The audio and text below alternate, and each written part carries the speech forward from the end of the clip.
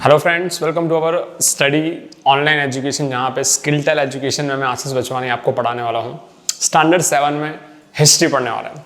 So basically पहले तो concept clear रखो कि हम हिस्ट्री क्यों पढ़ रहे हैं और सिविल सर्विस एग्जाम्स के लिए क्यों प्रिपेयर कर रहे हैं। सिविल सर्विस एग्जाम्स इंडिया में वो एग्जाम्स होती है जिसको हम सबसे डिफिकल्ट एग्जाम्स मानते हैं। ज़्यादातर ये यूपी, बिहार, दिल्ली, राजस्थान, एमपी और इन सारे स्टेट्स के अंदर बहुत सारी अवेयरनेस है, लेकिन अगर हम बात करें रिमेनिंग स्टेट्स की तो वहाँ पे अवेयरनेस नहीं है। स्टूडेंट्स को बचपन से नहीं पता होता कि ये एग्जाम्स किस तरह से प्रिपेयर की जाती है और इन एग्जाम्स का क्या इंपॉर्टेंट है। तो बेसिकली मैं आपको बता दूं कि जब यूपीएससी एग्जाम्स मतलब कि सिविल सर्विस एग्जाम्स के लिए आप प्रिपेयर करते हो तो आपको तकरीबन 2 से 2.5 साल का टाइम लगता है सिर्फ कोर्स को पढ़ने में, सिर्फ कोर्स को प्रिपेयर करने में। अगर आप उस चीज को बचपन से प्रिपेयर कर रहे हो, मतलब 6, 7, 8 को, मतलब इसी एज से अगर आप पढ़ना शुरू कर रहे हो तो हो सकता है कि जब आप सिविल सर्विस एग्जाम दो तो आपको 3-4 महीने या 6 महीने में ही पूरा कोर्स आप रिवाइज करो। सो बेस को कंप्लीट करना और बेस को बहुत सही तरीके से पढ़ना बहुत जरूरी है। So I will teach you here to base. मैं आपको बेस से पढ़ाने वाला हूँ, बेसिक चीज से हम लोग स्टार्ट करने वाले हैं। हिस्ट्री में आज हम पढ़ने वाले हैं एक अनोखा चैप्टर। हम लोग आज पढ़ने वाले हैं कि हिस्ट्री में कौन कौन से चेंजेस हुए। ये चैप्टर बहुत इंपॉर्टेंट है। इसके दोनों के दोनों पार्ट इसलिए इंपॉर्टेंट है क्योंकि इसमें से multiple time MCQ questions exams में पूछे गए हैं। जी हाँ, यूपीएससी एग्जाम्स या फिर आप कोई भी आईएएस आईएफएस की एग्जाम्स दे रहे हो या फिर आप कोई भी कॉम्पिटिटिव एग्जाम दे रहे हो तो इसमें इस चैप्टर में से बहुत सारे क्वेश्चंस आए। तो ये चैप्टर बहुत इंपॉर्टेंट है। तो हम लोग इस चैप्टर में पढ़ने वाले हैं हिस्ट्री में कौन कौन से चेंजेस हुए। तो हिस्ट्री की अगर हम बात करें तो हिस्ट्री की शुरुआत होती है उसके मैप से, है ना। हिस्ट्री तो हम लोग पढ़ रहे हैं, लेकिन हम लोगों ने देखा है कि हर एक कंट्री का एक अपना अपना मैप होता है। 21st सेंचुरी में आप देखोगे तो इंडिया का, जापान का, श्रीलंका का, बांग्लादेश का, रशिया का, हर एक कंट्री का अपना अलग अलग मैप है। हमने इंडिया का जो भी मैप देखा है हमने इसी तरह का मैप देखा है। बट अगर इस मैप को ऑब्जर्व करोगे तो इस मैप में कुछ चेंजेस हैं। कुछ चेंजेस दिख रहे हैं आपको। जैसे आप देख सकते हो यहाँ पे जो बलूचिस्तान है, पाकिस्तान है, ये इंडिया का एक ही हिस्सा है। सिमिलरली आप देख सकते हो यहाँ पे श्रीलंका जो है, अभी का श्रीलंका, ये भी इंडिया का एक हिस्सा है। सिमिलरली यहाँ पे बांग्लादेश है, हमारे अभी करंट 21st सेंचुरी के मैप में, ये भी एक इंडिया का हिस्सा है। अब सवाल ये है कि ये मैप बनाया किसने, मैप का इन्वेंशन किसने किया। आप देख सकते हो कि ये 21st सेंचुरी का मतलब कि अब का 2021 में आप जो अभी मैप फॉलो कर रहे हो वो इस तरह का मैप है जिसमें श्रीलंका अलग है, बांग्लादेश अलग है, पाकिस्तान और अफगानिस्तान अलग है, चाइना अलग है। इंडिया का एक सेपरेट मैप है जो यहाँ पे आप देख सकते हो, जहाँ पे मैं आपको 29 स्टेट्स दिखा रहा हूँ अलग अलग तरह के। पर ये मैप सबसे ओल्ड मैप है। आप कह सकते हो ये 1650 मतलब 1650 या उससे भी ओल्ड मैप हो सकता है, ये उससे भी पुराना मैप है। तो आप देख सकते हो कि ये मैप में जो चेंजेस है ना, ये टाइम के हिसाब से हुए। अब आप सबको पता है कि इंडिया की एक ब्लैक हिस्ट्री रही है। कौन सी हिस्ट्री? तो ब्रिटिशर्स ने हम लोगों को गुलाम बनाया, 200-300 साल तक हमारे ऊपर राज किया, हमको गुलाम बनाया। फिर इंडिया के पार्टीशन हुए, पाकिस्तान अलग हुआ, बांग्लादेश अलग हुआ, है ना। तो उसके बाद ये मैप जो है हमने देखा कि ये हम अभी हमें 1947 के बाद ये मैप मिला है हमें। मतलब हमने ये मैप क्रिएट किया है कि ये इंडिया की बॉर्डर है। मैप क्यों बेसिकली बनाया जाता है? किसी भी कंट्री की बॉर्डर को डिसाइड करने के लिए। तो ये इंडिया की बॉर्डर आपको दिख रही है, ये इंडिया की जो बॉर्डर डिसाइड करती है उसके जो अंदर का इलाका है वो उसे हम इंडिया कहते हैं, भारत कहते हैं या फिर हिंदुस्तान कहते हैं। तो सवाल ये है कि मैप सबसे पहले बनाया किसने और जो मैप बनाता है उसे हम क्या कहते हैं? पता है, हमने हिस्टोरियन के बारे में पढ़ा था सबसे पहले। हिस्टोरियन किसे कहते हैं? कि जो हिस्ट्री के बारे में रिसर्च करता है। हमने पढ़ा था ना कि जैसे हमने पढ़ा था कि कोई इंसान जो है बुक निकालता है, बुक के बारे में पढ़ता है कि भाई ये महाराजा हुआ करते थे। फिर उसने और 2-4 बुक्स पढ़ी, किसी और को पूछा, उस इलाके में कहा कि भाई यहाँ पे महाराजा हुआ करते थे, क्या उनका महल है क्या? फिर वो उस महल में जाते थे, उनकी पुरानी पेंटिंग्स, या फिर महाराजा ने अपनी लड़ाइयाँ जितनी भी लड़ी उन लड़ाइयों के बारे में, अपनी वाइफ, अपने फैमिली मेंबर्स के बारे में किसी कवि से लिखवाया, एक बुक बनवाई कि भाई देखो मैं महाराजा हूँ, ये साल में जी रहा हूँ। ऐसी उसने कोई बुक लिखवाई होती और उस बुक को उसने अगर पब्लिश किया होता, उस बुक को किसने संभाल के रखा होगा, तो उस बुक से पता लगा सकते हैं कि ऐसे महाराजा हुआ करते थे, है ना। अगर जैसे मैं अभी अपनी लाइफ के बारे में लिख रहा हूँ कि मेरा जन्म इस तारीख को हुआ है, मैं as a teacher life spend कर रहा हूँ, मैंने ये इनोवेशंस की हैं, मैं ये चीजें पढ़ा रहा हूँ, और फिर मेरी डेथ हो जाए तो उस बुक से आप पढ़ के पता लगा सकते हो कि ऐसे कोई इंसान थे, ऐसे कोई टीचर थे, तो वो हिस्ट्री क्रिएट हो गई, हिस्ट्री बन गई। ठीक है, तो इसी तरह से हम लोगों को भी पता चला कि भाई इस तरह से हिस्ट्री क्रिएट होती है और हिस्ट्री के लिए हिस्टोरियंस होते हैं। इसी तरह से जो लोग मैप बनाते हैं उसे हम लोग क्या कहते हैं? तो उसके लिए एक स्पेशल वर्ड है जिसे जो इंसान मैप बनाता है, मैप क्रिएट करता है, उसे हम क्या कहते हैं? कार्टोग्राफर। क्या कहते हैं? कार्टोग्राफर। तो बेसिकली जो भी इंसान ऐसा नक्शा बनाएगा उसे कार्टोग्राफर कहेंगे। अब सवाल ये है, इंसान जो भी मैप बनाता है वो मैप बनाता कैसे भाई, उसको पता कैसे चलेगा, है ना, कि भाई अर्थ के ऊपर इस जगह पे यहाँ पे ये मैप है, ये यहाँ पे मैप है, ये यहाँ पे ये कंट्री है, ये पता कैसे चलेगा? क्योंकि आज से 1000 साल पहले या 500-700 साल पहले कोई टेक्नोलॉजी तो थी नहीं, कोई सैटेलाइट वगैरह तो था नहीं, है ना। अभी तो मैं आपको कॉल करूं तो आपके फोन में रिंग बजेगी, आप मेरे से बात कर सकते हो, तो वो सैटेलाइट से कनेक्टेड है ना। आपका जो फोन है, मेरा फोन है, यहाँ पे मैं आपको कॉल करूंगा, हम दोनों के बीच में एक सैटेलाइट होगी बेटा।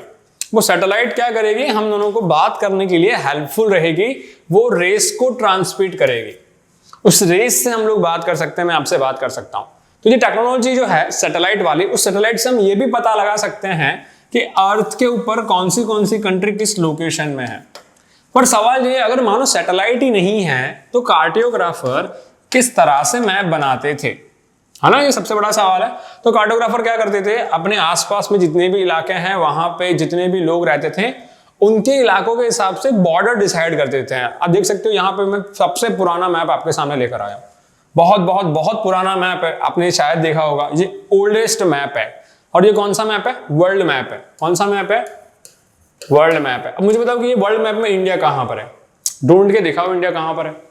ध्यान से देखो, ये इतना बड़ा वर्ल्ड मैप है जिसे किसी कार्टोग्राफर ने बनाया था बिना किसी टेक्नोलॉजी का इस्तेमाल किए। कितनी मेहनत लगी होगी इसको, एक एक लोकेशन, एक एक चीजों को देखने में, समझने में। तो अब सवाल ये है कि उसने इस मैप को बनाया कैसे। सोच सकते हो कि उसने इस मैप को कैसे बनाया होगा। उसने इस मैप को बनाने के लिए दो चीजों का इस्तेमाल किया होगा। एक तो इंफॉर्मेशन, उसने हर एक इलाके में, हर एक जगह पे, हर एक कंट्री का अपना अपना मैप चेक किया होगा, हर एक लोकेशन के बारे में वेरिफिकेशन की होगी, लोगों को बहुत सारी चीजों के बारे में पूछा होगा। ओके, और इन मैप्स को इकट्ठा करके, छोटे छोटे टुकड़ों को इकट्ठा करके एक एज्यूमिनरी, मतलब कि एक इमेजिनरी, सोचा होगा कि ऐसी कुछ चीजें हो सकती हैं क्या, एक इमेजिनरी मैप क्रिएट किया जो कुछ ऐसा था।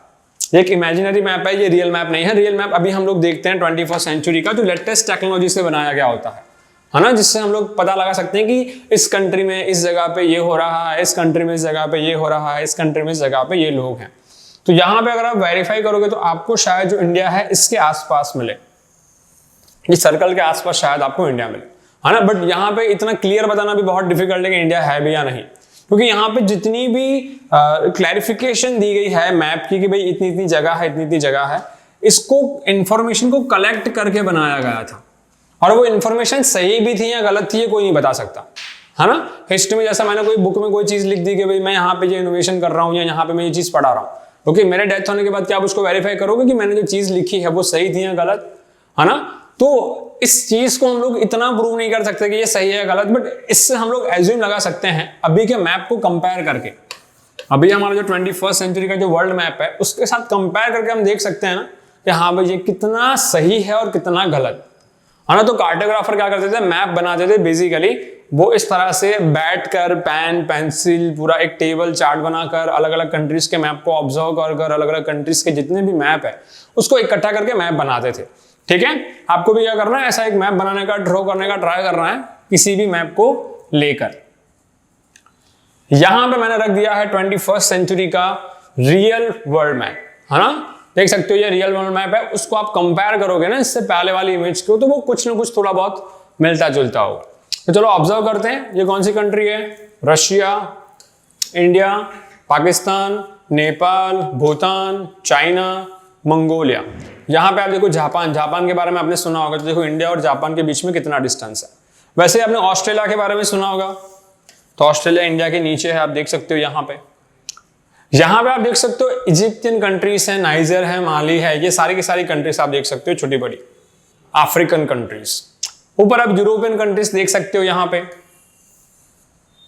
फिर थोड़ा और नीचे आए तो यहां पे देख सकते हो अमेरिका वगैरह आपको मिलेगा, यूनाइटेड स्टेट्स, कनाडा, मैक्सिको, है ना, क्यूबा, जमाइका, यहाँ पे आपको Venezuela, Colombia, Peru, Bolivia, Brazil के नाम बारे में आप सबने सुना होगा, अर्जेंटीना। ये वर्ल्ड मैप है, आप देख सकते हो जो फेमस कंट्री है आपको यहाँ पे देखने को मिल जाएगी। ये रहा टर्की, है ना। अब वर्ल्ड मैप को गूगल कर सकते हो और वहां पे हर एक कंट्री के बारे में डिटेल इंफॉर्मेशन कलेक्ट कर सकते हो। ओके जब आप किसी भी एग्जाम्स के लिए प्रिपेयर करते हो, चाहे कोई भी एग्जाम्स कॉम्पिटेटिव एग्जाम्स क्यों ना हो, चाहे वो जीपीएससी हो, यूपीएससी हो, या फिर स्टेट में आप किसी हाई पोजीशन के लिए अप्लाई कर रहे हो, तो आपको इंडिया के हर एक स्टेट के बारे में, उसके कैपिटल्स, सीएम, प्राइम मिनिस्टर क्या है कंट्री का, ओके ये सारी बेसिक पॉलिटिक्स के रिलेटेड चीजें, और सिमिलरली वर्ल्ड के मैप के बारे में भी पता होना चाहिए, ताकि आपको अगर कहीं पे किसी कंट्री में भेजा जाए तो आपको पता होना चाहिए कि आप अपनी कंट्री से कितना दूर हो और किस जगह पे हो। तो इस मैप को विजुअलाइजली एकदम आंखें बंद करके लर्न करना बहुत जरूरी है। मैं आपको ये नहीं कहता कि आपको सारी कंट्री से याद रहनी चाहिए, बट कुछ कुछ इंपॉर्टेंट कंट्रीज है। कोई आपको टर्की पूछे तो आपको पता होना चाहिए टर्की कहाँ पर है, पाकिस्तान कहाँ पर है, जापान कहाँ पर है, ऑस्ट्रेलिया कहाँ पर है इंडिया से। तो मेन आपको इंडिया याद रखना है ना, और इंडिया को याद करते हुए बाकी सारी कंट्रीज को आप रिमेनिंग याद कर सकते हो वन बाय वन। तो एक टास्क हो गया आपको आज क्या करना है, जितनी भी कंट्रियां हैं उसको याद करनी है। कर सकते हो ना, बहुत इजी चीज है। इसको 3-4 बार देखोगे, 3-4 बार समझोगे तो बहुत इजीली हो जाएगा। ये करना है स्पेशली यहाँ पे जितनी भी लोकेशंस मैंने दिए, इसको इजीली समझना है और लर्न करना है। नहीं कर पाओगे तो बहुत डिफिकल्टीज हो जाएगी, है ना। चलो आगे। सिमिलरली हमने देखा कि क्या क्या हिस्ट्री में चेंज हुआ। पहले तो मैप चेंज हुआ, मैप में हमने बहुत सारे चेंजेस देखे। एक लोकल मैप देखा, फिर हमने रियल वर्ल्ड मैप देखा। अब हम देख रहे हैं कि लैंग्वेज में किस किस तरह के चेंजेस थे। अब मुझे ये बात बताओ, इंडिया है ना, मतलब कि भारत देश, इसके कितने कितने नाम आपको याद है? मुझे तो और 2 नाम याद है। आपको कौन कौन से नाम याद है? इंडिया को क्या क्या क्या कहा जाता है? भारत कहा जाता है हिंदी में। और एक वर्ड है, हम क्या कहते हैं इंडिया को? हिंदुस्तान भी कहते हैं। क्या कहते हैं? हिंदुस्तान। लेकिन ये हिंदी वर्ड नहीं है। आपको पता है हिंदुस्तान हिंदी वर्ड नहीं है, भारत हिंदी वर्ड है। ऐसा पहले पता था कभी? नहीं पता था ना। तो अभी हम देखते हैं कि ये भारत, इंडिया, हिंदुस्तान एक ही कंट्री के 3 अलग अलग नाम क्यों हैं? क्यों अमेरिका के 3 नाम नहीं है, पाकिस्तान के 3 नाम नहीं है, इंडिया के ही 3-3 नाम क्यों हैं? ओके, तो इसके बारे में हम आगे पढ़ रहे हैं कि यहाँ पे लैंग्वेज इसमें हमने चेंजेस देखे। देखिए इंडिया हम इंग्लिश में कहते हैं, ये रहा इंडिया का मैप। इंडिया के 3 अलग अलग नाम, भारत, इंडिया और हिंदुस्तान। तो ये हमारा मैप है। एग्री करते हो ना सब लोग कि हाँ भाई ये इंडिया का मैप है? चलो सब लोग एग्री कर रहे हैं, मान रहे हैं। तो भारत हम हिंदी में कहते हैं, इंग्लिश में इंडिया कहते हैं, तो हिंदुस्तान कौन सी लैंग्वेज में कहते हैं भाई? ये कौन सी लैंग्वेज है? ये भी तो हिंदी होगा ना शायद, मेरे ख्याल से। सोचो हिंदुस्तान कौन सी लैंग्वेज में कहा जाता है? अच्छा नहीं पता, तो चलो देखते हैं कि हिंदुस्तान कौन सी लैंग्वेज में कहा जाता है। हिंदुस्तान कहा जाता है पर्शियन लैंग्वेज में। कौन सी लैंग्वेज में? पर्शियन। और वो लैंग्वेज कुछ ऐसी दिखती है। पहली बार जो हिंदुस्तान वर्ड यूज किया गया था, किसने किया था? मिनाज-ई-सिराज। किसने किया था? मिनाज-ई-सिराज। कौन सी सेंचुरी में? 13th सेंचुरी में। उसने कहा था ये देश जो है ना, ये हिंदुस्तान है। तब है इस कंट्री का नाम ना तो इंडिया था ना तो भारत था। पहली बार किसी ने इस कंट्री का नाम रखा, क्या रखा? हिंदुस्तान। कौन सी सेंचुरी में? 13th सेंचुरी में। किसने रखा था? मिनाज-ए-सिराज ने। कौन सी लैंग्वेज थी वो? पर्शियन। और कैसे दिखती थी? कुछ उर्दू की तरह दिखती थी, इस तरह से दिखती थी। ये लैंग्वेज उल्टी लिखी जाती है। ओके, अगर आप इस्लाम धर्म से बिलोंग करते हो और अगर किसी को पर्शियन या उर्दू लिखने आती है तो ये पढ़कर मुझे बताना क्या लिखा है। मुझे नहीं पता क्या लिखा है, बट आप मुझे बता सकते हो कमेंट सेक्शन में कि मैंने क्या लिखा है। ठीक है, तो हिंदुस्तान कौन सी लैंग्वेज का वर्ड है? पर्शियन लैंग्वेज का वर्ड है ना। इंडिया की कौन सी लैंग्वेज में? इंग्लिश में। और भारत हिंदी में कहते हैं। तो 13th सेंचुरी में पहली बार इस कंट्री को, मतलब कि ये जो मैंने ओल्ड उससे भी पुराना मैप लिया है, 15th-16th सेंचुरी का मैप है ना। तो 13th सेंचुरी में पहली बार इस कंट्री को क्या कहा गया? हिंदुस्तान कहा गया। और इसका शॉर्ट फॉर्म यूज किया गया था 14th सेंचुरी में। किसने यूज किया था? अमीर खुसरो। अमीर खुसरो कौन था? एक पोएट था, बहुत ही अच्छा खासा फेमस पोएट था इंडियन हिस्ट्री में। कवि था। कविता वगैरह सुनते हो ना, श्लोक वोक बोलते हो, कविता वगैरह सुनते हो। तो जो कवि है ना अमीर खुसरो जी, उन्होंने 14th सेंचुरी में इस कंट्री को क्या कहा? हिंद। किसका शॉर्ट फॉर्म था? हिंदुस्तान का। किसका शॉर्ट फॉर्म था? हिंदुस्तान का। हिंदुस्तान का छोटा शॉर्ट फॉर्म हिंद कहा था कि ये इस कंट्री को हम लोग हिंद कहेंगे। 13th सेंचुरी में पहले हिंदुस्तान कहा गया। 14th सेंचुरी में अमीर खुसरो जी आए जो एक अच्छी खासे कवि थे, जिन्होंने इसको क्या कहा? हिंद कहा। क्या कहा? हिंद। फिर इस कंट्री को 16th सेंचुरी में बाबर, वो कहानियां सुनी होंगी ना आपने अकबर बिरबल की। अकबर बिरबल की कहानियां सुनी है, पंचतंत्र की भी कहानियां सुनी होगी। अच्छा, तो अकबर बिरबल के जमाने की बात है, उनके पहले के जमाने की बात है। उनके जो पिताजी हुआ करते थे, जो बाबर, उनसे उनके जो वंशज हुआ करते थे, जो बाबर, उन्होंने इस कंट्री को क्या नाम दिया? हिंदुस्तान। वो भी इसी कंट्री को हिंदुस्तान कहते थे। तो 13th सेंचुरी में भी इस कंट्री को हिंदुस्तान कहा जाता था, 16th सेंचुरी में भी इस कंट्री को हिंदुस्तान कहा जाता था। अब सवाल ये है, ये कौन सी लैंग्वेज है? कौन सी? हिंदी? नहीं, हिंदी नहीं, तो कौन सी लैंग्वेज है? पर्शियन लैंग्वेज है। That's the perfect answer. तो इसे पर्शियन लैंग्वेज में हिंदुस्तान कहते हैं, हिंदी में कहते हैं भारत, और इंग्लिश में कहते हैं इंडिया।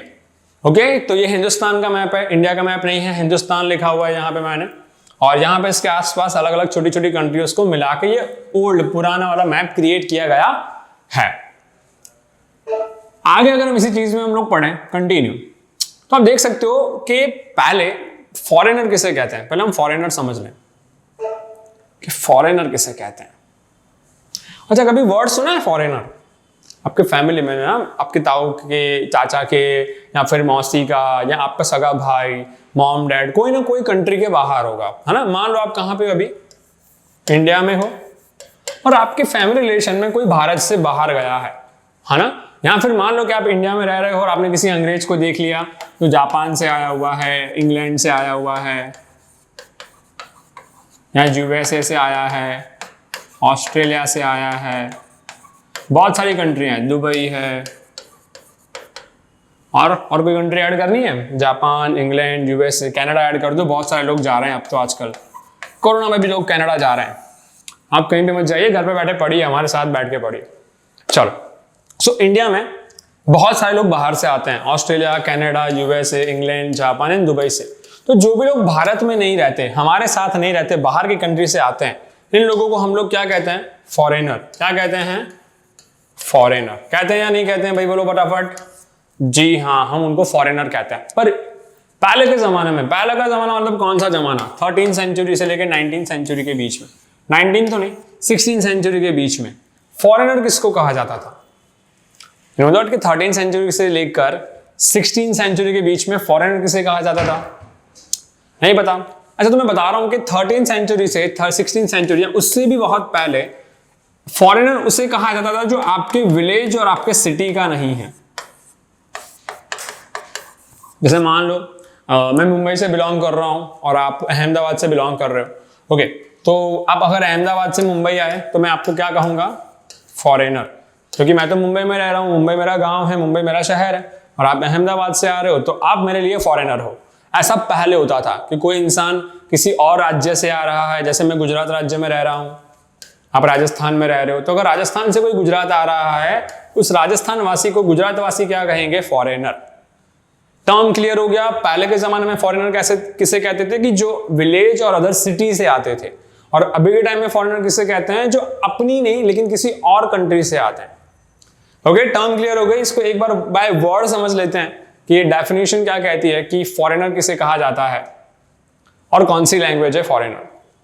तो फॉरेनर का मतलब होता है कि जो इंडियन नहीं है हमारे लिए, मतलब जो इंडिया में नहीं रहता, उसे हम फॉरेनर कहेंगे अभी के अकॉर्डिंग। कौन सी सेंचुरी के अकॉर्डिंग? 21st सेंचुरी के अकॉर्डिंग अभी का इंसान जो भारत में नहीं रहता, जो फॉरेनर है। लेकिन पहले की बात करें, मेडिएवल पीरियड की, तो फॉरेनर किसे कहते थे? स्ट्रेंजर, एक अनजान इंसान। अब गांव में रहते हो तो कितने लोग रहते हैं? गांव में 500 लोग रहते हैं, 1000 लोग रहते हैं। आप सबको जानते हो, है ना। आप अपने गांव में जाते होंगे तो गांव में आप तो नहीं जानते होंगे, लेकिन आपके पापा जानते होंगे कि भाई गांव में, हाँ ये इन चाचा का बेटा है, ये इनकी बहू है ना, ये इनके मौसी हैं, ये इनके ताऊ जी हैं। आप सबको जानते हैं जब आप गांव में जाते हो, कि गांव में कम लोग होते हैं।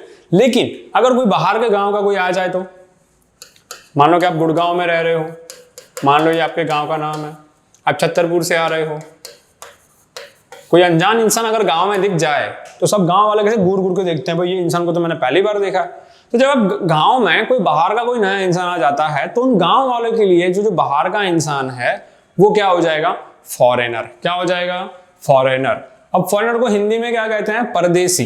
क्या कहते हैं हिंदी में फॉरेनर को? परदेसी। क्या कहते हैं? परदेसी। वो आपने गाना सुना होगा ना, परदेसी, तो वो वाला परदेसी मतलब कि फॉरेनर। सिमिलरली फॉरेनर को पर्शियन लैंग्वेज में क्या कहते हैं? अजनबी। क्या कहते हैं? अजनबी। आपने बहुत बार ये वर्ड किसी मूवी में सुना होगा, अजनबी, है ना। अजनबी मतलब एक अनजान इंसान जिसको आप नहीं जानते। पर्शियन लैंग्वेज में उस अजनबी को हम लोग क्या कहते हैं, फॉरेनर। इंग्लिश में फॉरेनर कहा जाता है, हिंदी में परदेसी, और पर्शियन लैंग्वेज में उसको अजनबी कहा जाता है। क्लियर हो गया यहां तक? तो पहले हमने क्या देखा कि कौन कौन सी चीजों में चेंजेस थे। सबसे पहले हमने देखा कार्टोग्राफर जो मैप में चेंजेस करता था। ये हिस्ट्री में अभी तक का सबसे बड़ा चेंज हमने देखा कि अब हम डायरेक्ट सैटेलाइट से इमेजेस और मैप को बना सकते हैं। सेकंड हमने पढ़ा कि लैंग्वेजेस में बहुत सारे चेंजेस आए, टाइम बदलता गया और लैंग्वेजेस में भी चेंजेस आते गए, है ना। पहले हम पर्शियन, आज देखो हम लोग बोलते हैं मूवीज में, आपने अजनबी वर्ड सुना होगा कि ये जो इंसान अजनबी है, अजनबियों से बात नहीं करनी चाहिए, तो वो एक्चुअली में पर्शियन है, लेकिन हम लोग समझते हैं वो हिंदी है।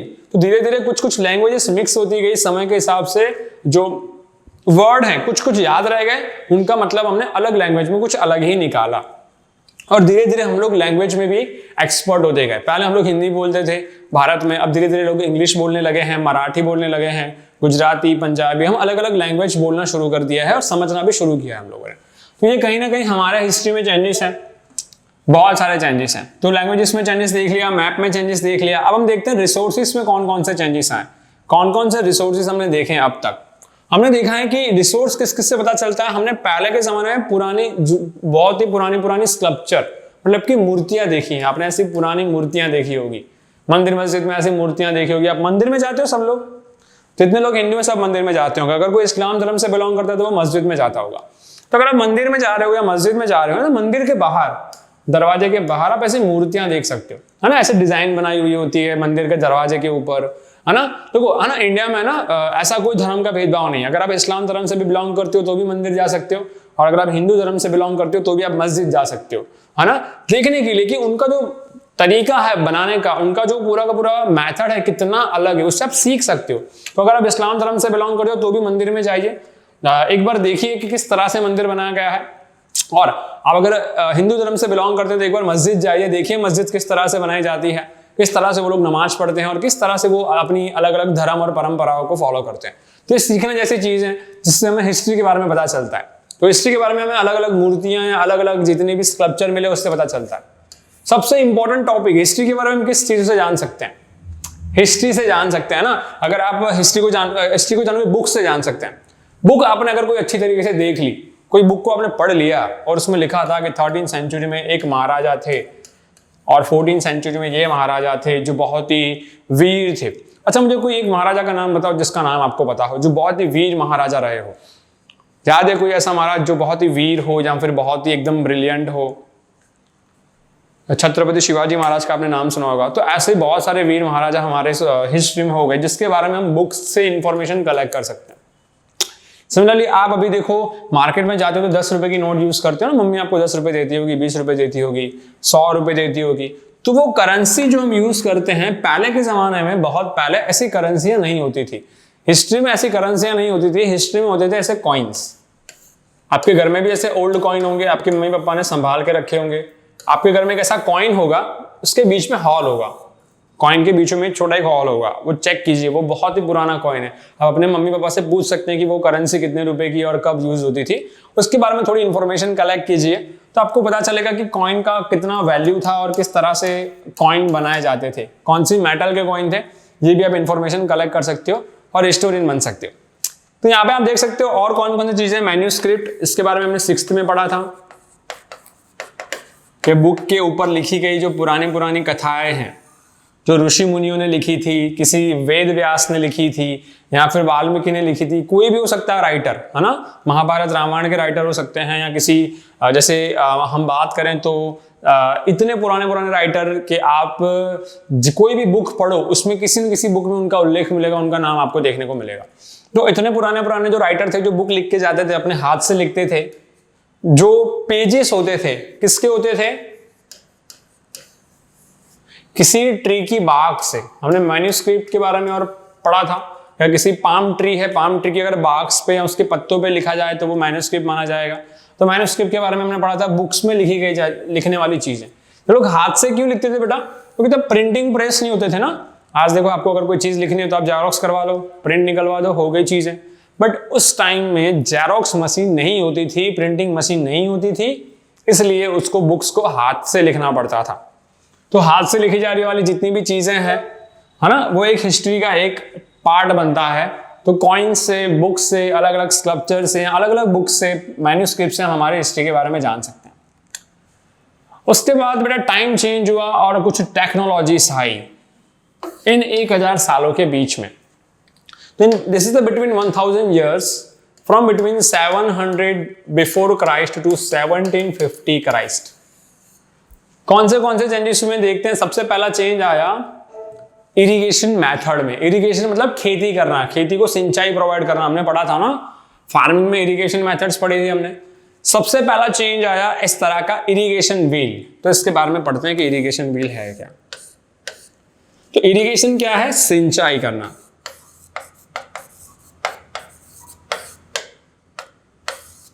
अब सिंचाई क्या होती है मैंने आपको बताया था 6th में, या फिर आपने पढ़ा होगा, देख लो। एक बड़ी सी फार्मिंग लैंड होती है जहां पे हम लोग खेती करते हैं। उस खेती वाली जमीन को क्या चाहिए? वाटर, मतलब कि पानी। क्या चाहिए? पानी। हम लोग क्या करते हैं, जहां से नदी बह रही होती है ना, उस नदी से कुछ रास्ता बनाते हैं ताकि वो नदी से बहता हुआ पानी उस खेत तक पहुंचे, उस लैंड तक, जमीन तक पहुंचे, और हमारे खेतों को अच्छी तरह से क्या मिले? पानी। तो ये जो सिस्टम आपने क्रिएट की ना, कि नदी का जो पानी है उसको आपने एक रास्ता दिया और वो आपके खेत तक आप उसको पहुंचा के लेकर आए, और अब कांस्टेंट खेतों को थोड़ा थोड़ा पानी मिलता रहेगा, और पानी ना मिले इसलिए आपने क्या कर दिया, कुछ पत्थर वगैरह रख दिए तो पानी बहता हुआ बंद हो जाएगा। पत्थर हटा दो, पानी वापस शुरू हो जाएगा। तो आपने ऐसे कोई सिस्टम बना दिया, इस सिस्टम को हम कहते हैं इरिगेशन। अब कभी कभी क्या होता था, ये नदी बहुत दूर होती थी और खेती वाली जमीन बहुत दूर होती थी, तो ये रास्ता बनाना बहुत डिफिकल्ट होता था कि इतना बड़ा रास्ता बनाए तो कौन करे इतनी मेहनत, है ना। तो लोग क्या करते थे, नदी किनारे आते थे, अपने जितने भी एनिमल्स हैं उनको लेकर, फिर उनके ऊपर अलग अलग पानी की डोल वगैरह, जो बाल्टी वगैरह होती थी, वो भर के ले जाते थे और पानी को खेत खलिहान में डालते थे। तो उसमें भी बहुत मेहनत होती थी। अब सवाल यह कि इतनी मेहनत करे कौन, पानी को डायरेक्ट खेत तक पहुंचाए तो कैसे पहुंचाए। तो इसके लिए इरिगेशन व्हील बनाया गया। ये इरिगेशन व्हील क्या करता है, बहते हुए नदी से, या कोई एक कुआं है जिसके अंदर पानी है, उसके अंदर ये घूमता रहेगा, ऐसे सर्कल में घूमता रहेगा। ऊपर देख सकते हो कि ये पानी की बाल्टियां रखी हुई है। जैसे ही ये बाल्टियां नीचे जाएगी उसमें पानी भर जाएगा, और ऊपर आते आते ये पानी, यहां से आप देख सकते हो ये पानी की बाल्टी भर के आएगी, बाहर आएगी। तो जैसे ही ये उल्टी हो जाएगी वापस पानी गिर जाएगा। लेकिन पानी गिरेगा कहां पे? वहां पे एक प्लेटफॉर्म बनाया होगा जिसके ऊपर ये पानी गिरेगा, है ना। अब देखो मैं आपको क्लियरली समझा रहा हूं कि मान लो कि ये बहता हुआ पानी है, इसके ऊपर कोई एक चक्कर घूम रहा है ऐसा, तो पानी की बाल्टी अंदर जाएगी, वो भरकर बाहर आएगी। जब वो वापस उल्टी हो जाएगी तो पानी ऊपर गिरेगा, और ऊपर मैंने एक प्लेट बना के रखी है ऐसे, जिसमें वो पानी बहता बहता आगे जा रहा है। ओके, तो ये इरिगेशन व्हील बनाया जिसमें से हम लोग क्या करते हैं, बहते हुए पानी का इस्तेमाल कर सकते हैं और उस पानी को हम कहीं और ले जा सकते हैं। तो ये इरिगेशन व्हील था। सेकंड, इरिगेशन व्हील के बाद हमने देखा स्पिनिंग व्हील, और स्पिनिंग व्हील के बाद हम देख सकते हैं कि फायर आर्म्स इन कॉम्बैट इन 1750। तो पहला सबसे पहला टेक्नोलॉजी था स्पिनिंग व्हील। इरिगेशन व्हील के बाद, इरिगेशन व्हील मतलब कि ऐसा एक चक्कर, एक पहिया जिसके इस्तेमाल से हम पानी को इकट्ठा कर सकते हैं। पानी को हम लोग क्या कर सकते हैं, एक जगह से दूसरी जगह पे इजीली ट्रांसफर कर सकते हैं। सेकंड हमने चीज देखी स्पिनिंग व्हील, जिसे हम चरखा कहते हैं। कौन यूज करते थे चरखा? देख के कुछ याद आ रहा है? कौन यूज करता था चरखा हमारे हिस्ट्री में? यस, हमारे बापू यूज करते थे। हमारे बापू मतलब कौन हमारे बापू? आपके पिताजी नहीं बेटा, कौन? महात्मा गांधी जी। चलो राइट है। तो महात्मा गांधी जी स्पिनिंग व्हील को यूज करते थे। ये चरखा है। इसके इस्तेमाल से आप लोग क्या कर सकते हो? इसके इस्तेमाल से आप कपड़ा बना सकते हो। बेटा जो कॉटन होती है ना, रू, कॉटन के इस्तेमाल से आप इस चरखे के ऊपर रखकर एक पतली पतली, आप देख सकते हो सफेद कलर की ऐसी डोरियां बना सकते हो, और इन डोरियों को इकट्ठा करके आप एक कपड़ा बना सकते हो, है ना। और उस कपड़े में से आप टी शर्ट, शर्ट, साड़ी जो भी बनाना चाहते हो बना सकते हो। तो हिस्ट्री में ये बहुत ही इंपॉर्टेंट रहा है। ये 8th 9th में हम लोग पढ़ेंगे, आगे थोड़ा 7th की हिस्ट्री जब पढ़ेंगे हम लोग, महात्मा गांधी जी के बारे में जब पढ़ेंगे, फ्रीडम मूवमेंट्स के बारे में हम लोग पढ़ेंगे, तब स्पिनिंग व्हील बहुत काम में आएगा समझने के लिए। और सबसे इंपॉर्टेंट चीज बनी बंदूक 1750 में। क्या बनी? बंदूक। इंग्लिश में क्या कहते हैं? फायर आर्म्स, है ना। तो उससे पहले लड़ाइयाँ कैसी होती थी, ऐसे ऐसे तलवारबाजी से होती थी, घोड़े सवारी से होती थी, है ना, तीरंदाजी से होती थी। आपने बाहुबली देखी होगी, तो उसमें बंदूक वगैरह का इस्तेमाल नहीं होता था। लेकिन 1750 के बाद बंदूक का भी इस्तेमाल करना शुरू कर दिया। तो इतने सारे चेंजेस आए। कौन कौन से चेंजेस आए हमने देखे, एक बार देख लेते हैं। हमने चेंजेस पढ़े मैप में, जिससे कार्टोग्राफर कहते हैं। फिर हमने पढ़ा लैंग्वेजेस के बारे में चेंजेस। फिर हमने पढ़ा अलग अलग लैंग्वेजेस में इंडिया को क्या कहते हैं, हिंदुस्तान कहते हैं, भारत कहते हैं। फिर हमने पढ़ा फॉरेनर्स के बारे में, ये फॉरेनर्स किसे कहते हैं। उसके बाद हम थोड़ा आगे बढ़े तो हमने क्या पढ़ा फॉरेनर्स के बाद हमने पढ़ा अलग अलग हिस्ट्री के पार्ट कि क्या क्या हिस्ट्री में चेंजेस हुए हैं। और फिर फाइनली भी हमने 3 चीज़ों के बारे में पढ़ा, irrigation wheel, spinning wheel and fire arms, है ना। इतनी चीज़ें हमने अभी पढ़ी। आगे हम कंटिन्यू कर रहे हैं, वापस आ जाते हैं हमारे ट्रैक पे। हमने देखी हिस्ट्री में बहुत सारी चेंजेस हुए, मैप में चेंजेस हुए, लैंग्वेजेस में चेंजेस हुए, बट फूड में भी कुछ कुछ चेंजेस आए बिटवीन 700 to 1715। कौन कौन से फूड थे हमारे पास, अलग अलग कुछ नए फूड्स ऐड हुए। हम लोग व्हीट, चावल, ये सारी चीजें तो खाते ही थे, बट एक और आप सबकी फेवरेट सब्जी ऐड हो गई यहाँ पे, आलू, है ना। सब लोग खाते हो ना, आलू के परोठे खाते हो, फिर क्या करते हो, आलू की सब्जी बना के खाते हो, डोसा बनाते हो, उसमें आलू का आप मसाला बना के डालते हो, पानी पूरी में आलू डालते हो। तो आलू आया कब, 700 ईयर के बाद, 700 BC के बाद। तो आलू की वैरायटी वाली चीजें ऐड हुई। फिर मिर्ची, कॉर्न, चाय और कॉफी, इनका भी इन्वेंशन हुआ और आज भी हम लोग ये सारी चीजें खा रहे हैं, यूज कर रहे हैं। तो धीरे धीरे इरिगेशन में साथ ही साथ आप देखो, इरिगेशन के साथ साथ फार्मिंग में भी बहुत सारी चेंजेस आए। ओके, तो आलू कब मिला, कोई आपको पूछे तो बोलना 700 ईयर के आसपास। जहां पे आप देख सकते हो कि हमारे सामने एक बहुत ही वीर प्रताप इंसान की फोटो है। आप बता सकते हो किसकी फोटो है जी, कोई गैस कर पाएगा? Anyone gas this? तो आपको मुझे बताना है नेक्स्ट टास्क में, या फिर आप कमेंट करके मुझे बता सकते हो कि ये किसकी इमेज है, आपने अगर देखी हो तो। ये एक राजपूत क्षत्रिय है, कुछ हिंट बता रहा हूं। अगर हम देखें थोड़ा आगे बढ़े, मैप को थोड़ा छोड़ के, तो हिस्ट्री में क्या होती थी बेटा, वॉर। क्या होती थी, वॉर। और भारत की हिस्ट्री में अगर सबसे योद्धा, वीर और वॉरियर मतलब कि योद्धा रहे हो, तो वो किस कास्ट के थे, राजपूत कास्ट के थे, जिसको हम क्षत्रिय भी कहते हैं। और ज्यादातर क्षत्रिय हमें कौन सी सेंचुरी में मिले, 8 से लेके 14 सेंचुरी के बीच में। इनको हम कहते हैं रूलर, या फिर मतलब कि राजा महाराजा, या फिर महान योद्धा। तो ये महान योद्धा जो थे, जो राजपूत थे, ज्यादातर हमें मिले 8th सेंचुरी और 14th सेंचुरी के बीच में। ओके, ऐसा नहीं कि सिर्फ राजपूतों ने ही भारत देश पर राज किया और भारत देश को रक्षण दिया। राजपूतों के बाद बहुत सारे अलग अलग प्रजाति के लोग आए, अलग अलग कास्ट के लोग आए, अलग अलग वॉरियर्स आए, जैसे कि मुगल्स आए, और उसके बाद फॉरेनर्स आए। फॉरेनर्स में अगर हम देखें तो ब्रिटिशर्स आए, स्पेनिश आए, तो बहुत सारी प्रजातियां मिक्स हो गई। बट सबसे अगर कोई योद्धावान और वीर राजा रहे हो तो वो राजपूत राजा थे, जिन्होंने बहुत सारा इंपॉर्टेंट कंट्रीब्यूशन किया इंडिया के अंदर, और ये बहुत ही महान राजा थे। जाति अगर हम देखें किसी भी इंसान को, अगर आपको नापना है कि वो इंसान कैसा है, ये हमने 6th में पढ़ा था कि हमारी हिस्ट्री में 4 तरह के लोग थे, 4 जातियों के लोग थे, 4 कास्ट के लोग थे।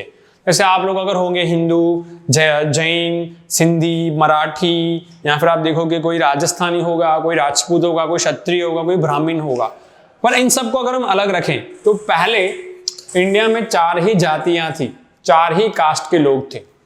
कितनी कास्ट के लोग थे, 4 कास्ट के लोग थे। और सबसे ज्यादा जिनके पास पावर होती थी उनको हम कहते थे राजा या फिर रूलर। ज्यादातर इनको हम लोग क्षत्रिय कहते थे। क्या कहते थे, क्षत्रिय। मिटा दो, उसको मिटा देते हैं, रुको।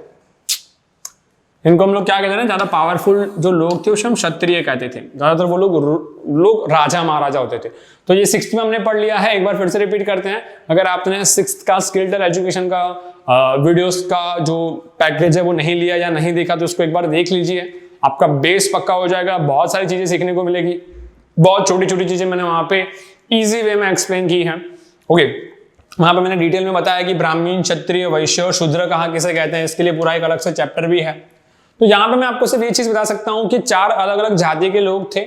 एक थे ब्राह्मण, मतलब कि अभी के टाइम में जो ब्राह्मण होते हैं, जो पूजा वगैरह करते हैं वो, क्षत्रिय जो राजा महाराजा होते थे, वैश्य मतलब कि जो मर्चेंट, वैश्य का मतलब जो चीजें बेचते थे। अभी के जमाने में जो ट्रेडर होते हैं ना, दूध वाले भैया, सब्जी वाले भैया, मोची, सुथार, लोहार, मटके बनाने वाले लोग, है ना, दुकानदार लोग जो चीजें बेचते हैं, खरीदते हैं, तो उनको वैश्य कहा जाता था। और शूद्र, खेतीबाड़ी वाले करने वाले लोग, छोटे छोटे लोग, सेवा करने वाले लोग, है ना। तो आपके आसपास में लोग आपकी सेवा करते होंगे, आपके घर पे कोई आंटी काम करने के लिए आती होगी जिसको आप सैलरी देते होगे, तो ऐसे लोगों को पहले शूद्र कहा जाता था। तो ऐसे काम के बेस पे, किसके बेस पे, वर्क के बेस पे इंडिया में कितनी प्रजातियां थी, कितनी जातियां थी? 4। ये मल्टीपल टाइम में एग्जाम में आता है ना, बस इसको याद रखो यार, इसे भूल मत जाओ। तो मेहनत करनी है, भूलना नहीं है। स्किलटल एजुकेशन मतलब कि आशीष बचवानी में आपके सामने मेरे साथ जुड़े रहना है। ओके, अगर हम देखें इंडिया में डिफरेंट रूलर कौन कौन थे, तो मैंने यहाँ पे एक मैप डाल दिया है ना इंडिया के अंदर। तो देखो यहाँ पे गुप्ता एम्पायर था, यहाँ पे वक्तक्स थे, नालास थे, कड़म्बस थे, वल्भी था, हंट एम्पायर था, यहाँ पे सिंध था, पर्शियन एम्पायर है, एंड हेप्थाइल्स एम्पायर है, यहाँ पे यूरन कैंगट थे। तो ये अलग अलग कंट्री है, हमें तो इंडिया से मतलब है। तो यहाँ पे आप देख सकते हो कि अलग अलग हिस्सों में अलग अलग डिनेस्टी, अलग अलग राजा महाराजाओं का राज हुआ करता था। यहाँ पे आपको इंडिया का कोई प्रॉपर मैप नहीं दिखेगा। देखो, दिख रहा है कहीं पे इंडिया का प्रॉपर मैप? नहीं। अलग अलग जगहों पे अलग अलग राजा महाराजा रहते थे, अलग अलग लोगों का राज हुआ करता था। और ये अलग अलग लोग धीरे धीरे कब एक दूसरे में मिक्स होते गए और कब कंट्रियों के पार्ट होते गए और कब धीरे धीरे हम चीजों को सीखते गए, पता ही नहीं चला। तो हिस्ट्री क्यों जरूरी है पढ़ना?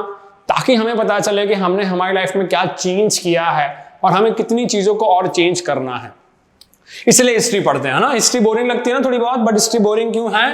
क्योंकि हम लोग इसको समझने की कोशिश नहीं करते। तो यहाँ पे चैप्टर कंप्लीट हुआ, बट अभी टॉपिक कंप्लीट नहीं हुआ। जिद पे अड़े रहना यार, कहाँ जा रहे हो? मैं आपको हर बार बता रहा हूँ कि सर यूपीएससी की एग्जाम देनी है, यूपीएससी की एग्जाम देनी है, लेकिन यूपीएससी है क्या भाई? तो बताओ सर। जीपीएससी की एग्जाम देनी है, यूपीएससी की एग्जाम देनी है ना। इसके लिए तो स्किलटल प्रिपेयर करवा रहा है। स्किलटल क्या कर रहा है? स्किलटल मेरे साथ आप क्यों पढ़ रहे हो यहाँ पे, है ना? ये चीज तो आपको स्कूल में भी पढ़ा रहे हैं, राजा महाराजाओं के बारे में, किसने क्या क्या चेंजेस किए, ये तो आपको स्कूल में भी पढ़ा रहे हैं। स्किलटल आपको क्या पढ़ा रहे हैं? तो स्किलटल आपको बेसिकली ये पढ़ा रहा है प्रिपरेशन कैसे करनी है, यूपीएससी क्या होता है, गोल क्या होता है और कैसे इस एग्जाम्स को क्लियर किया जाता है ना। जब आपको पता चलेगा 11 12 में आप आओगे, तब आपको कोई बताएगा कि यूपीएससी जीपीएससी की एग्जाम्स होती है, तब तक बहुत देर हो चुकी होगी। आपको इसी एज से 6 7 8 9 की एज से ही पढ़ना शुरू करना होगा। अगर आप 7th में हो, यूपीएससी के लिए प्रिपेयर करने के लिए सोच लिया, तो 6th में जितने भी वीडियोस उसको एक बार देख लीजिए। 7 के वीडियोस देखिए, फिर 8 और फिर 9 सारे वीडियोस को देखिए, समझिए, अंडरस्टैंड कीजिए। यहां से रट्टा मारने की जरूरत नहीं है। हम कोई एग्जाम के लिए प्रिपेयर नहीं कर रहे बेटा, है ना। हमें कोई मार्क्स नहीं लाने, हम लोग प्रिपेयर कर लें बड़ा। हमारा गोल बहुत बड़ा है, छोटा गोल नहीं है, छोटी छोटी मछली नहीं है। हम तो बड़ा समुद्र की बड़े बड़ी मछली है। हम तो क्या है, शार्क है, खा जाएंगे सबको। तो यूपीएससी क्या है? यूपीएससी एक तरह की एग्जाम होती है। कौन सी? जैसे आप स्कूल में एग्जाम देते हो, बट स्कूल के एग्जाम की तो बुक होती है ना। एसएस के एग्जाम में तो 10 चैप्टर हैं, मैथ्स के एग्जाम में तो 9 चैप्टर हैं, हिंदी के एग्जाम में 6 चैप्टर पढ़ ली, कविता पढ़ ली, क्वेश्चन आंसर रट्टे मार लिए, एग्जाम दे दी, मार्क्स आ गए। ये वो एग्जाम है जिसमें आपकी कैपेसिटी चेक की जाती है कि आप कितना दिमाग से सोच सकते हो, आपकी मेमोरी पावर कितनी है, आपका नॉलेज कितना है। आपको history, geography, economics, science, physics, chemistry, biology, law, India के बारे में, इंडिया के पास्ट के बारे में, फ्यूचर में आप क्या क्या कर सकते हो, क्या बदलाव लाना चाहते हो।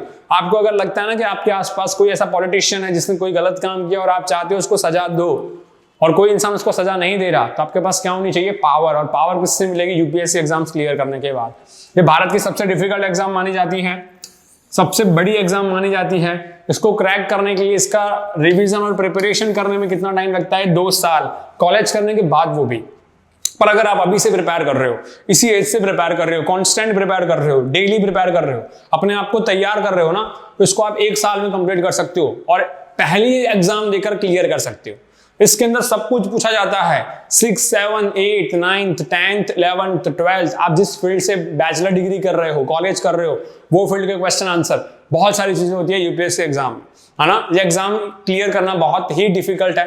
यूपीएससी क्या है? एक तरह का एग्जाम है, ये सेंट्रल सर्विस एग्जाम है ना। यूपीएससी की एग्जाम कौन लेता है? तो इसके लिए अलग से एक एजेंसी बनाई गई है, एक डिपार्टमेंट बनाया गया है गवर्नमेंट का, government of India, GOI, government of India इसकी एग्जाम लेती है, उसकी एक रिक्रूटिंग एजेंसी है अलग से, है ना। वो लोगों को, कैंडिडेट्स को जो एग्जाम देता है ना, उसे हम कैंडिडेट कहते हैं। क्या कहते हैं? कैंडिडेट। तो जो एग्जाम देता है, हजारों लाखों में 1, 2 लाख, 5 लाख, 10 लाख, इतने सारे बच्चे हर बार एग्जाम देते हैं, और सीटें कितनी होती है? 70, 80, 60। मतलब मान लो 10 लाख बच्चों में से कितने लोगों को सिर्फ जॉब मिलती है? कंफर्मेशन 60 बच्चों को। तो सोच लो आपको कहाँ, कितना आगे जाना है, कितना लेवल बढ़ाना है, बहुत लेवल बढ़ाना है। तो अभी तो बहुत टाइम है, डीमोटिवेट होने की जरूरत नहीं है, आप प्रिपेयर कर सकते हो। ये एक तरह की सेंट्रल सिविल सर्विस एग्जाम है, जिसके यहाँ पे स्टार होते हैं, जिसके सर पे खाकी वर्दी होती है ना, जिसको बहुत रिस्पेक्ट मिलती है। ये रिस्पेक्टेबल जॉब है। आईएएस ऑफिसर, आईएफएस ऑफिसर आप बनोगे यूपीएससी के एग्जाम क्लियर करके। यूपीएससी की एग्जाम्स इसलिए क्लियर की गई है, यूनियन सर्विस इंडिया ने इसलिए इस एग्जाम को बनाया है ताकि इंडिया में बेस्ट लोग जो हैं, टॉपर्स लोग, एकदम पढ़े लिखे लोग, जो देश को एक सेवा दें, देश के लोगों की सुरक्षा करें और देश को बदलने का प्रयास करें, एक नेक्स्ट जनरेशन तक लेके जाएं, हमारी सोच को आगे बढ़ाएं, नए नए लोगों को आगे ले आएं। इसीलिए हम लोग यूपीएससी एग्जाम्स के लिए प्रिपेयर करते हैं। ओके, तो यूपीएससी एग्जाम्स के लिए हमारे साथ जुड़े रहना है, मैं आपको प्रिपेयर करवाने वाला हूं। मैंने क्वेश्चन डाला है कि आपको पता है कि प्रथम महिला आईएएस कौन थी? तो भारत की प्रथम महिला आईएएस ऑफिसर थी के। जी हाँ, इन्होंने यूपीएससी की एग्जाम दी थी और ये बनी थी भारत की प्रथम आईएएस ऑफिसर।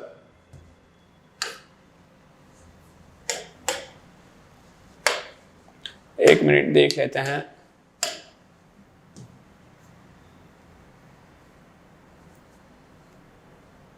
चिपक गए जी। चलो, तो भारत की प्रथम महिला कौन थी? महिला आईएएस ऑफिसर अन्ना राजम मल्होत्रा। कौन थी? अन्ना राजम मल्होत्रा। ये भारत की पहली आईएएस ऑफिसर थी, यूपीएससी के एग्जाम क्लियर करने वाली फर्स्ट फीमेल थी अन्ना राजम मल्होत्रा। इनका जन्म कब हुआ था बेटा? 1927 में, और 17 दिसंबर 2018 को इनका देहांत हो गया। तो इनका जन्म हुआ था 1927, 17 दिसंबर 2018 को इनकी डेथ हो गई, ऐसा माना जाता है, बट फिर भी एक बार इसको आप गूगल कर लेना। भारतीय प्रशासनीय सेवा में, मतलब कि यूपीएससी एग्जाम देने के बाद आईएएस ऑफिसर, देश की सेवा में होने वाली पहली भारतीय महिला थी। वे 1951 के बैच की आईएएस अधिकारी रही। कब आईएएस बनी थी? 1951। आजाद भारत की प्रथम महिला आईएएस ऑफिसर। और इनका जन्म हुआ था महाराष्ट्र के, महाराष्ट्र की थी, और इनका जन्म हुआ था एर्नाकुलम। एर्नाकुलम एक जगह का नाम है महाराष्ट्र में, वहां पर उनका जन्म हुआ था, ऐसा कहा जाता है। और ये एक इंस्पिरेशन बनती है आप सबको, आपको भी इनकी तरह एक यंगेस्ट आईएएस ऑफिसर बनना है, यूपीएससी एस्पिरेंट बनना है, यूपीएससी की एग्जाम आपको क्लियर करनी है। किसी भी तरह का डाउट हो, किसी भी तरह के क्वेश्चंस आपको पूछने हो, कोई भी चीज समझ में नहीं आ रही, तो आप मुझसे डायरेक्ट कांटेक्ट कर सकते हैं, कमेंट कर सकते हैं, मैं आपकी हेल्प करूंगा। कुछ भी अगर आपको समझ में ना आए तो। सो हमने पूरा चैप्टर्स कंप्लीट कर लिया। अगर कोई भी टॉपिक समझ में ना आए तो मुझे बता सकते हो आप। थैंक यू सो मच, मेरे साथ जुड़ी रहिए। आशीष बच्चोवानी मेरा नाम है और मैं आपको पढ़ाने वाला हूँ सोशल साइंस, मतलब कि सिविल सर्विसेज प्रिपरेशन, जहाँ पे हिस्ट्री, ज्योग्राफी और जितने भी टॉपिक्स हैं जो आपके सोशल साइंस मतलब कि सिविल सर्विस के एग्जाम्स के लिए इंपॉर्टेंट है, वो सारे टॉपिक्स मैं आपको यहाँ पे करवाने वाला हूँ। जुड़े रहिए स्किल्टल एजुकेशन मतलब कि मेरे साथ। Have a nice day, bye bye.